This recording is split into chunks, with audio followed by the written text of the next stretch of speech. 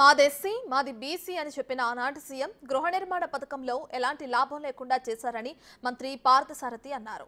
గృహ నిర్మాణ రంగంపై సీఎం చంద్రబాబుతో సమీక్ష అనంతరం మంత్రి మీడియాకు వివరాలు వెల్లడించారు.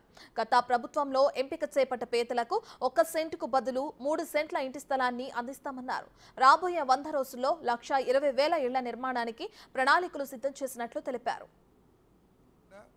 మరి మా ఎస్సీ మా బీసీ అని చెప్పే ఆనాటి ముఖ్యమంత్రి ఈ గృహ నిర్మాణ పథకంలో ఎస్సీలకి ఎస్టీలకి ఎటువంటి అదనపు లబ్ధి లేకోకుండా గృహ నిర్మాణ పథకాన్ని తీసుకున్న విషయాన్ని కూడా మీ దృష్టికి తీసుకొస్తామన్నాను.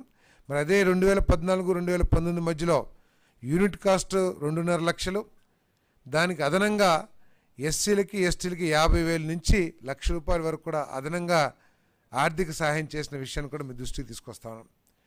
మరి 2019-2024 మధ్యలో గృహ నిర్మాణానికి కేవలం ₹30,000 రాష్ట్ర ప్రభుత్వం వాటాగా ఇస్తే 2014-2019 మధ్యలో తెలుగుదేశం ప్రభుత్వం, చంద్రబాబు నాయుడు గారి నాయకత్వంలోని తెలుగుదేశం ప్రభుత్వం పూర్తి ఖర్చుతో ₹1,50,000 పెట్టి ₹1,00,000 విలువ చేసే యూనిట్ కాస్ట్ పెట్టి దాదాపు 4.5 లక్షల మందికి రాష్ట్ర ప్రభుత్వ నిధులతో ఇళ్ల నిర్మాణం చేసిన విషయాన్ని కూడా ఈ సందర్భంగా గుర్తు చేస్తాను.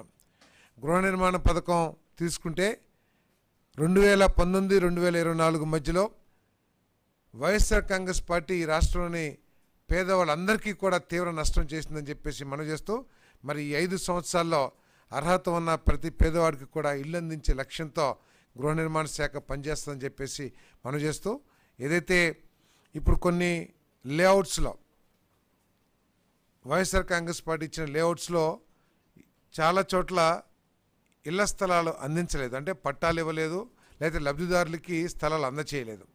అటువంటి స్థలాలు ఎక్కడున్నా కూడా ఈ ప్రభుత్వ విధానం ప్రకారం, ఆ ప్రభుత్వం కేవలం 1.5 సెంటు మాత్రం ఇచ్చింది రూరల్లో, ఈ ప్రభుత్వ విధానం ప్రకారం ఉన్న లేఅవుట్లలో మిగిలిపోయిన భూమిలో 3 సెంట్లకు లెక్కన ప్రతి పేదవాడికి కూడా ఇళ్ల స్థలాలు ఇచ్చే కార్యక్రమం చేయబోతున్నారు.